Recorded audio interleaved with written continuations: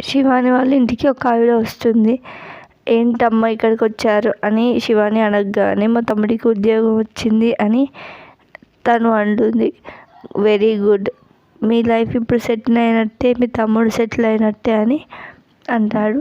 ఆ దేవుడి దయ వల్ల అంత మంచిగా జరిగిందని శివాని అనగానే, దేవుడి దయ వల్ల కాదమ్మ, రాయుడు బాబు వల్ల, రాయుడు గారే మా తమ్ముడిని చదివించారు. డబ్బులు లేనప్పుడు చదువు ఆపేసిన వాళ్ళందరినీ చదివిస్తున్నారని తెలిసి మా తమ్ముడిని కూడా మేము అక్కడ జాయిన్ చేసాము.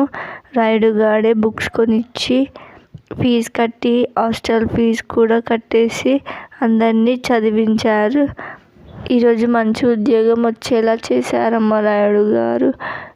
తోడబుట్టిన వాళ్ళకే సహాయం చేయలేని ఈ రోజుల్లో ఏ సంబంధం లేని మా తమ్ముడిని చదివించి ఉద్యోగం వచ్చేలా చేశారు. నిజంగా రాయుడు గారు మాకు దేవుడితో సమానం అమ్మ అని తను అనగానే శివాని సంతోషపడుతూ ఉంటుంది. మా తమ్ముడికి ఉద్యోగం వచ్చిందని శుభవార్త మీకు చెప్పాలని వచ్చానమ్మా, మీరు ఇక్కడ ఉన్నారని రాయుడు బాబు గారు చెప్పారు, అందుకే ఇక్కడికి స్వీట్స్ తీసుకొని వచ్చానమ్మా అని తను స్వీట్స్ ఇస్తుంది.